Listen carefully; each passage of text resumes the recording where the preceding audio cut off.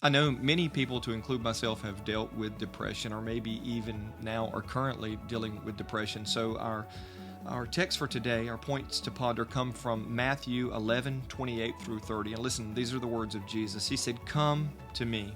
That's an action. "All you who are weary and burdened, and I will give you rest.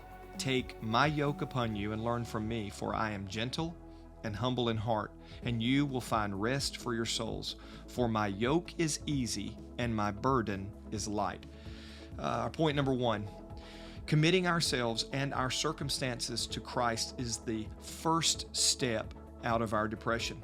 See, God's way, or doing things God's way, gets God's results. So you change your direction, and then you will ultimately change your destination. When we lose hope, we find ourselves face to face with depression. Hope is so essential to our lives and every portion of our lives. True hope is found in true reliance upon a capable God, not an imaginary God, not a God who you're fearful is going to fail, but a capable God. And I tell you, God is faithful to reach in wherever you are and rescue you. Number two, and this is huge, focusing too heavily on ourselves leads to depression. Depression is multiplied as we focus more and more and more on ourselves. I call this the spiral of death. And what happens is the more I focus on me, the more I make everything about me, the more miserable I become. We feel like, hey, if I take care of me, then everything else is going to take care of itself, and that actually begins to perpetuate anxiety and fear and depression. Getting me off my mind has always been an absolute major key for me overcoming depression. So how do we do that? Number three, changing our focus will ultimately change our perspective.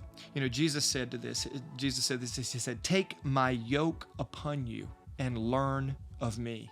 See, when we are taking our cues from Jesus, we're no longer following our painful past or our uncertain fears or our wounded emotions or our pessimistic perspective, but a gentle, humble, loving friend who will lead us out and has the ability to lead us out of even the darkest valley. Again, the first step to getting free from depression is leaning into Jesus. So let's do a quick recap. One, commit ourselves and our circumstances to Christ is the first step out of depression. Number two, focusing too heavily on ourselves leads to depression. Number three, changing our focus will change our perspective.